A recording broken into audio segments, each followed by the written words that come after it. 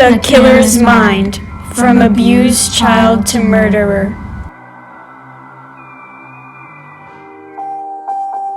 Hello everyone, and welcome back to another episode of The Killer's Mind. In today's episode, we will be talking about how childhood experiences of abuse and trauma can influence an individual into exemplifying murderous tendencies. Be sure to tune into this podcast until the end in order to learn how to identify signs of abuse in children. When turning on your daily news, you may have noticed a spike in criminal activities. All these heinous murders, once innocent children, is there a common denominator? A deep dive into how might certain childhood experiences drive individuals to become a murderer. So then let's dive into this topic. Is there truly a connection between abused children becoming murderers? Good question, Audrey. Actually, murderers are more likely to have a history of abuse than the average person. According to Susan Zhou from the Graduate School of Criminology, experiences of childhood abuse are more common in those convicted of homicide than those lacking criminal convictions. Susan's studies continued by stating that physical abuse showed the greatest disparity, with murderers being drastically more likely to have experienced this form of abuse than the average person. For instance, in a study done by Marco Charipone from the Department of Health Sciences at the University of Molise, in a group of 301 male offenders, around two-thirds reported sexual and physical abuse. Furthermore, in a group of 601 offenders, 415 people admitted to being victims of childhood maltreatment.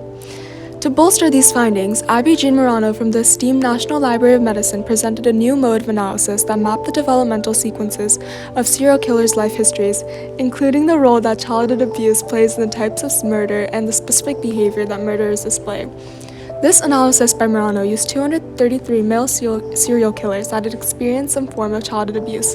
Sexual, physical, and psychological abuses led to specific criminal behaviors. With this, it is easier to profile serial killers and recognize childhood abuse as a risk factor for serial killer behavior.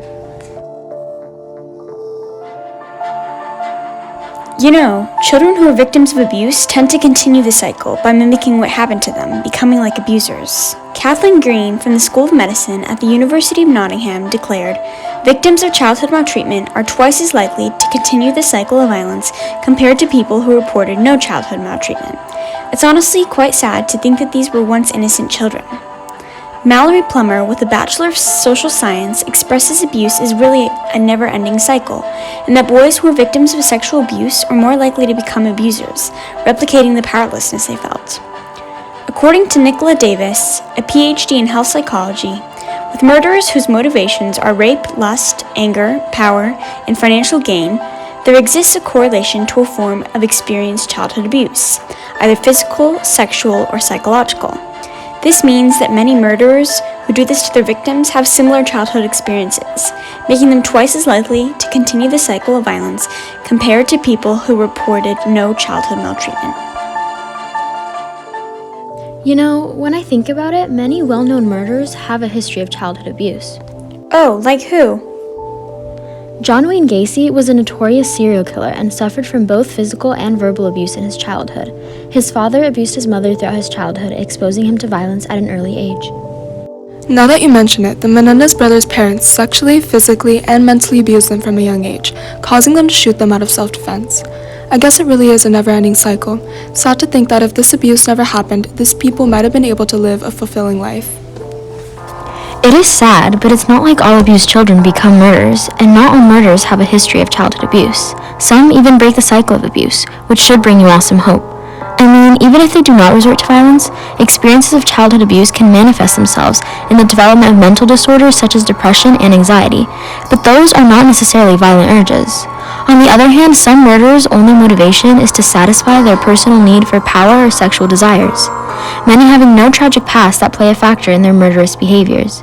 Some people are just cruel and want to inflict pain on others with no history of abuse. However, Nicola Davis makes the point that some murderous habits may be inheritable, considered more a result of the individual's nature, like if they are battling certain mental disorders or possess certain genes, like a variant of the enzyme monoamine oxidase, which can make violent behavior more likely. Of course, abuse still does play an important role in the creation of these murders. Many endured childhood neglect, which is a form of abuse that leads to decreased social interaction throughout one's life. Studies from the U.S. Department of Justice show that many killers had a bad relationship with their parents throughout their childhood. The U.S. Department of Justice states that due to a lack of strong relationships as a child, many murderers never learned how to relate to other humans.